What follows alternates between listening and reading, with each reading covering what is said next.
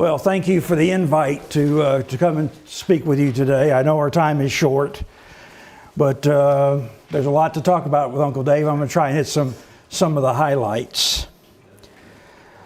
Dixie Dewdrop is the first cradle-to-grave account of Uncle Dave's life. And it took a long time for it to appear. I could give a whole speech today on why that was. But it is a full accounting of his life, including aspects of his life that people don't know about, which I'm going to spend a few moments today talking about it. When I began my research, I realized a pattern in the information on Uncle Dave. We have a ton of pictures about Uncle Dave, mostly from the WSM archives. So we have these pictures, and you can see the advancement of his life, but there was no accounting of how he got through these different data points or places in his life. And that's really what the book fills in. And we don't have an understanding of the transitions. And that's what I took on in writing the biography. Now, I'm going to change my presentation a little bit today because when I was beginning my research, I went to a dear friend of mine to talk to him about the project, a retired college professor, taught math, not history or music. And he looked at me and said, "You know something? Uncle Dave is really a folklore figure in Tennessee history." And that fascinated me, because the more I got to thinking about it, I came to agree with that fully about his life. And I'm going to end today by throwing out some ideas to you about what fulfilled that, what made Uncle Dave Macon almost a folklore figure in our culture, which I believe that he is. So let me make a few comments about Dave Macon the man. He was a supremely talented entertainer with no formal education in the arts. He could not read music and never learned. He said, "I don't know the scientific parts of music, but I can play." And thank God a man who can't read the Bible can pray. That was a phrase that he used. He was a man of substance and a good moral person despite his struggles with alcoholism and depression.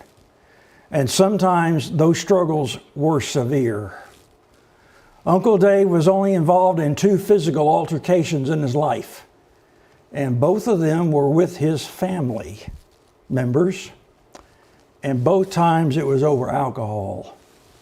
So it was not a pretty picture. He was institutionalized 3 times before his career began in 1922 for depression. And you read, those were turning points in his life, especially the last time. He came back from Central State Hospital in Nashville, which was newly opened, and he had a child born while he was down there. And his wife looked at him the day he came home and said, "This cannot continue." And he agreed, and he never went back to the hospital. Another aspect of the book is their relationship. Nobody knows anything about Mrs. Macon. And she was the glue holding the whole operation together in so many ways. Ironically, everybody called her Miss Tildy. Miss Tildy was completely tone deaf. She died early, unfortunately, at age 61, having never attended one of Uncle Dave's shows. That's quite a... Why was that? What would she have said if she was here? "I don't need to go to the Grand Ole Opry to hear him play. I've been hearing this for 40 years. Who's going to run this farm while he's gone? Who's going to raise these 7 kids?" That would have been her answer. But she was a tremendous lady, and I expand upon that in the book. Uncle Dave was unafraid to take on life's challenges, to address politics and religion, yet he remained humble before God. Simply put, he was a complex person. And he had to be. That complexity allowed him to address all of the many situations that he encountered during his career on travel, with entertainment, other entertainers, and so on. It really served him well. He loved telling jokes, especially about known personages. But he never pulled pranks on people, and he hated being the butt of a joke or a prank. And Alton Delmore tells a story, which I did not put in the book, just because of spacing, but Uncle Dave had a huge prank pulled on him one time in a restaurant. The owner and a salesman came up, and they were telling him this salesman was selling jams and preserves. They wanted Uncle Dave to taste one of them. Now, when you ask Dave Macon for his opinion, that immediately elevated you in terms of intelligence and savvy being. Uncle Dave said, you're really smart to be asking my opinion on this. He opened this jar up and one of these snake things jumped out of it. It was a prank. He was livid. He maintained his composure. He looked at the owner and said, give me my bill, I'm leaving. Oh God, Uncle Dave, please. And he said, no, I'm leaving. I didn't come here to get a prank, I came here to get a meal. And that, I found out where that restaurant was. It's just outside Athens, Alabama. A local there knew the location of it. You might think from his music and his persona that Uncle Dave was a maverick. Well, he was on the stage. But in his personal life, he was very much a traditionalist. He was progressive in the sense that he wanted social justice done, but his motivation wasn't politics. It was his understanding of the Holy Bible, how we should love God and love one another. And that really had a lot to do with his life. He had moral outrage over people that were mistreated in his presence, and he took action to correct that. Now, there's three unknown elements in Uncle Dave's career that I really want to highlight that people know nothing about. One of them was his other family members. The Macon family that he came from had 11 kids. And one thing I got from the book is how hard life was back then. It was very difficult. By the time Uncle Dave was 35 years old, both of his parents were dead and half of his siblings were dead, just from the difficulties they had. Apparently mental disease ran somewhat in the family. Uncle Dave grappled with it. He had 2 siblings that took their own life, which was a big burden for him. And I recount all that in the book. The one sibling that was so important to him was his older sister, Annie Macon. She was a Gilded Age piano teacher. She could write music and wrote songs. And they would get together, and she was the one that improved his ability to write songs and to perform. And they had these long practice sessions and long composition sections. And the sad truth is, out of all of his siblings and his family members, she was really the only one that promoted his career. Uncle Dave began his career at age 50, which is very rare, as we all know. And he went to a trusted confidant, his oldest brother. His father had been murdered in Nashville in 1883 in Lower Broadway. Gee, some things don't change. Mayhem on Lower Broadway. And his older brother Van kind of took over the family, and he went and talked to his brother Van and said, I just have this burning desire to become an entertainer. And I'm 50 and I want to give it a whirl. And his brother looked at him and said, Dave, that's the dumbest thing I've ever heard in my life. You're 50 years old, you're running a farm, you're running a business. He had a 2-year-old. You need to just keep working, play when you can, and forget about it. And his sister went to him and said, no, you have the magic. Go for it. And he did.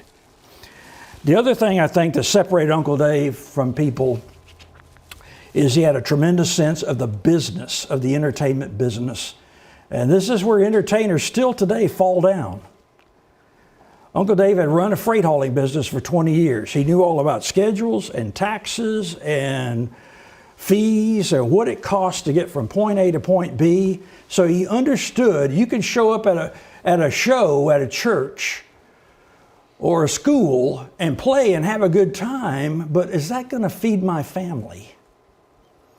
And he understood that and made that work. It was so obvious that he was good at this that WSM put him together with other entertainers so they could learn from him. And that happened quite often. So he really understood the entertainment industry. The third thing that people aren't aware of, he was a person of exceptional strength and vigor. Everybody said this. He was literally a one-man army.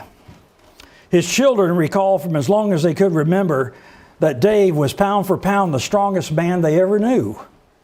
He was only 5'5". He was able to endure long drives in Model T Fords and dismount to perform, and they did the same on trains. This tells you about his energy. Uncle Dave would get on a train, from Nashville to Louisville, and in his car he would go around and talk to people. Sam McGee said on a train he was never in the same seat for more than 10 minutes. And before it was all over, I'm sure he was suggesting, hey, can I play a couple of songs for you? And before it was all over, Uncle Dave would be at the head of the car putting on a show. And then he would pass the hat. And that usually paid for his train ticket. He struggled with alcohol, but the man's drug of choice was entertaining. That gave him a high, unlike anything else. He never missed a show because of his alcoholism. Not many entertainers could say that. That he was not happy in putting on a show until everybody he could look. And a lot of these venues were not much bigger than where we're at today in this room, but he could see them and connect with them in a very powerful way. He was a genius at that. He was a genius at changing his act on the stage in case people weren't kind of having that good of a time. There's a famous story one time he went to a schoolhouse and was putting on a show. He had a very wide repertoire. And some of these songs were kind of raunchy. I tickled Nancy and Nancy tickled me. Don't ask me about that. Talk among yourselves.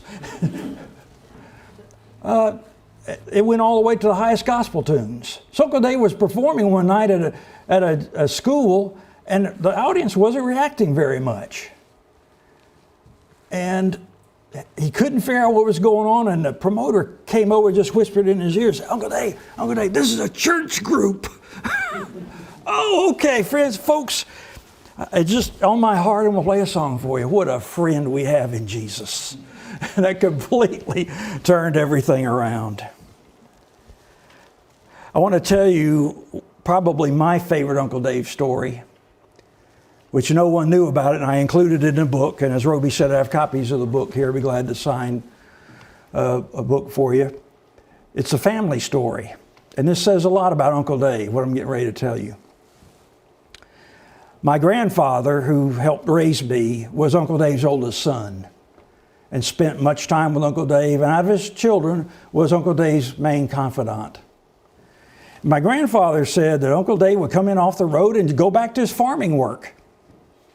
I mean, this guy was coming back from New York City cutting records and going back to plowing and farming. And they were clearing land one day, and Uncle Dave was always the boss man. And they had dynamite to clear rocks and stumps. And they're out there dynamiting. And he said, all of a sudden, Uncle Dave just kind of stood up, deep in thought, looking out across the countryside. And he started walking for the house, which was some distance away, without a word. And they took a little break. 15 minutes goes by, no Uncle Dave. 30 minutes goes by, and my grandfather said, you guys just take a break here. I'm going to go find out, make sure everything's all right. So he walks down to the house and walks in the front door, and Uncle Dave, now he's an established star. This would have been about 1930. And Uncle Dave is sitting in his favorite easy chair, looking at the newspaper. And he says to him, they called him Pap. That was his name at home. Pap, are you okay? Yeah, sure. He puts the paper down. Sure, I'm fine. Are you going to come back out and work with us? No.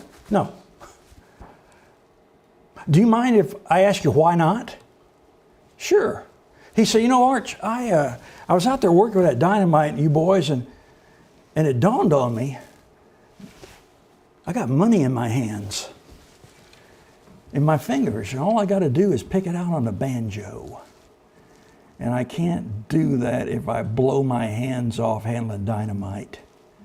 So from now on, You boys will be taking care of the dynamite. And just think about that. That says a lot about him as a man. He knew he had a resource, he knew it was special, and he had to preserve it. And he was unwilling to surrender that advantage. Why is Uncle Dave almost a folklore figure? I think there's a couple of specific reasons. Everyone that knew him, everybody, personal, his family, his friends, his other entertainers, agreed that he had a unique appearance that stood out among other people. The solemn old judge, George D. Hay, immortalized this with his introduction on the Grand Ole Opry. Uncle Dave Macon with his big plug hat, gold teeth, big Tennessee smile, and his banjo and so on. People heard that every Saturday night for almost 30 years. He had a unique appearance. Uncle Dave's hats, his shoes, his whole appearance was meant to illustrate himself as a man about town, not a hayseed. Even though he did wear hayseed costumes early on. He is very proud of his clothing. He always told a joke. He had a tailor shop in Nashville that he used. He said, go down and see those guys. You want a good seat? You want a good suit? Go to the shop I use. They'll address you at the door and dress you up before you leave. There's another type of comment that he had. He had a unique sense of humor. And it had three elements. He always talked about very common topics. And that appealed to the audiences that he played to. He used a common topic. He had a unique perspective on things. And there was always an element of exaggeration. And I thought of one of them driving up here this morning, looking out over the hills. During his first recording session in New York City, Uncle Dave is walking from the hotel to the Vocalion recording studio on 44th Street in Midtown Manhattan. And he's carrying his banjo. He's got his hat, his suit. He's going to this recording session. He's carrying his banjo. And on his banjo case was written, the world's most outstanding banjoist, which is the comment that's on his tombstone today. And a New Yorker could not restrain himself. He walked up to him and said, "Old man, you're not from around here, are you?" "No, sir, I'm not. I'm from Tennessee." "Is this the first time you've been in New York City?" "Yes, sir, it is." He said, "I bet you've never seen anything as big as New York City, have you?" "Oh, actually, sir, I have." "What?" "I was born and raised in the hills of Tennessee, and they're a lot bigger than New York City." Another man approached him and said, "Old man, you look like a fool. Where are you from?" "Sir, I'm from Tennessee." "Bet there's a bunch of fools like you down in Tennessee, isn't there?" "Yes, sir, there are. But the main difference is they don't run around in groups like they do here in New York City." Put a little twist to it. That was his humor. Uncle Dave did something I've never heard anybody else do on one of his recordings. He had a dispute with a man in Murfreesboro, Henry Huddleston, apparently over some money. And Uncle Dave, in a recording session, dedicated a half a song to this man. He tells them, "I'm dedicating this to Henry Huddleston." They stop halfway through the song. That ends the dedication. Now here's the rest of my song. How unique is that? He was unique as a vocalist. And we have forgotten that in our early history of country music. That was the era of the string bands. And Uncle Dave sang way before his time. Not only did he sing, but he laughed, yodeled, imitated animals, imitated voices and everything. It comes through on his recordings. He would tell stories. I was walking down the street and I met a little teenage girl and she said, "Hi, Uncle Dave, how you doing?" Or I met a police officer up in Chicago and he spoke to me and said, "Sir, watch what you're doing in our town." Things like that. So there was another part of his complexity. He had unique behavior, even in his personal life.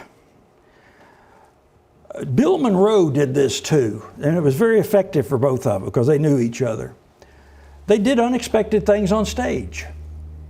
We have to remember in our era, this big, what I call it the big blaring bands. I go to these shows, it's almost like a rocket ship's taking off, it's so loud. Back then, it was much more intimate. And instead of only being overwhelmed by the sound, you were watching the entertainer. Very different than what we do today. And they wanted to do novel things. Uncle Dave's banjo twirling came from all that. Dancing. He played with a piano one time on the Grand Ole Opry and was dancing around this piano, you know, at the heart of the Opry show during the WSM broadcast. He was doing something different. This also extended to his life at home. Uncle Dave's the only entertainer that I'm aware of that decorated the front of his house with his name. From the street or the road by, there were 3 open areas on the front of his house. He made these huge signs, letters about this tall, in the open areas, Uncle Dave Macon. Then he was in North Carolina one time, and a theater there made a poster of him. And he loved it so much they gave it to him, and somehow he got this thing home. It was like 8 by 10 on stilts. How he got it home, I have no idea. He puts it up in his front yard during the Great Depression, so people would come by. And when the stilts decayed and fell apart, he propped it up on his front porch. And that sign is still with us. It's at the Appalachian Museum up in Clinton. I even believe that his alcoholism added to his mystique. It had some negative effects, as I've said, but somehow it appealed to people. And this is, I got to be honest, one thing I learned is this was an age when alcohol was still very much a part of your treatment regime. They didn't have an opioid crisis, they had a liquor crisis, because that's what a lot of them were using. If you were in permanent pain, a Saturday night buzz would take you somewhere else for a couple of hours.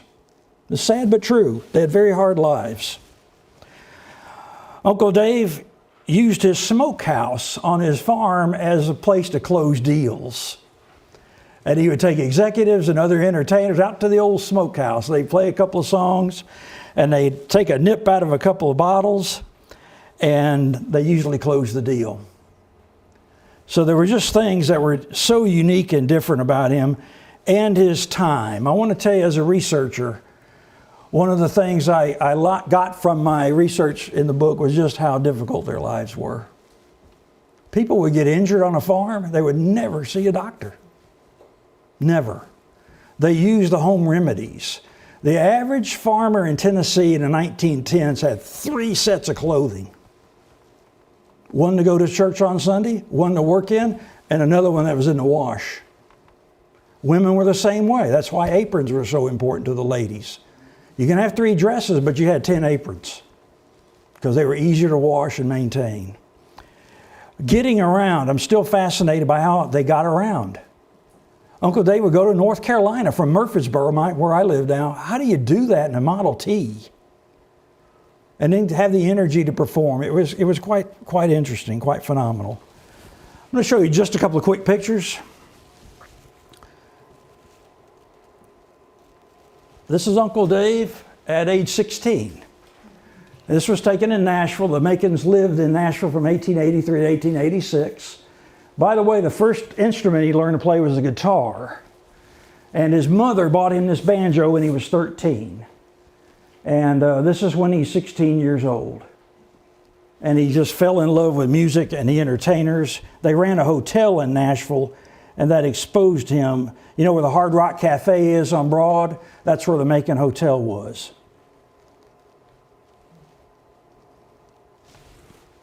This is one of my favorite pictures of Uncle Dave. He became a paid spokesman for the Gibson Banjo and Mandolin Company in 1928. And this was during the first series of photographs that were taken to promote it. And of course, that's Sam McGee that's with him. I had the pleasure of meeting Sam McGee when I was about 17 at his house. And he put on a little show for us. I'll never forget it. He had the Martin guitar that he played with Uncle Dave. And what was different about it, I was used to, I call them strummers, play the guitar. That man grabbed that guitar and wrestled with it. He turned, he twisted. I thought, is that guy going to break that guitar? But coming out of it was so much sound, he could play rhythm and and melody all at the same time. It was phenomenal. I've never forgotten that. What a great man he was, and a friend of our family. This is a picture that's never been published that I got from Oklahoma. They're Macons out in Oklahoma. One of Uncle Dave's brothers lived out there. And this is the Dixie Dewdrop on tour. And I can tell you what's going on here. Somebody had a little box camera. Uncle Dave loved to have his picture taken. He loved it. And so somebody took a box camera out on this street front and said, "Hey, Uncle Dave, I'm going to take you a picture." Well, what he's doing here is, okay, he's getting ready to strike a pose. They caught him just a second too early. But that's him probably in the summertime. I just think that's a really unique shot. Got his cane with him. And he was a dude. This is a very standard WSM picture of Uncle Dave and Doris, who I have great memories of. And I wanted to show you this picture to explain something to you. Uncle Dave traveled with 3 banjos, and you see him in this picture. And what he did was, he had the banjos tuned in the key of C, F, and G. And the reason, see this little white strip up here on the neck? That's a ribbon. And he had a color coding system that would tell him which key that banjo was in, and that allowed him to finish a song and very quickly lay the banjo aside and pick up the other one and keep playing. Because when this man hit the stage, it was constant action and flow. There was no banjo tuning when Uncle Dave stepped on the stage.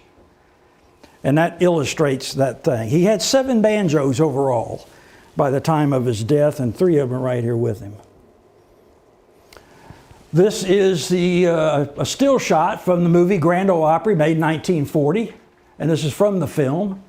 It's the only movie film of Uncle Dave that we have that survived, of him playing "Take Me Back to My Old Carolina Home." Doesn't that sound sentimental and Southern? Take me back to my old Carolina home.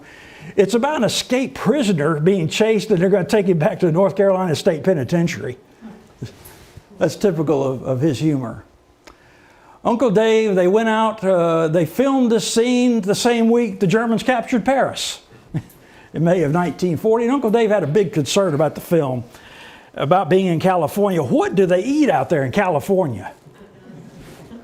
All right, boys, I'm going to take some ham with us, country salted ham. And he didn't take a ham, he took 3. And him and Roy Acuff and Judge Hay, there was about a contingent of about 12 or 15 that went out. And it was all the ham was gone after 3 weeks of being in California. By the way, Uncle Dave hated this movie. Hated it. And I can tell you why. He was allowed no creative control over the filmmaking process. And that was really against his style. He became an endorser for Prince Albert after the Prince Albert Hour started in 1939 on WSM. That was their first national broadcast on the NBC network. God gave us family and friends to keep us humble. One day in Kittrell, Tennessee, where Uncle Dave lived, a man walked up to him and said, "Uncle Dave, everybody knows you're an endorser from Prince Albert, but we know you don't smoke Prince Albert." Oh, hold it, friend, hold it. Everything's fine. Prince Albert pays me to play for him, not to smoke for him.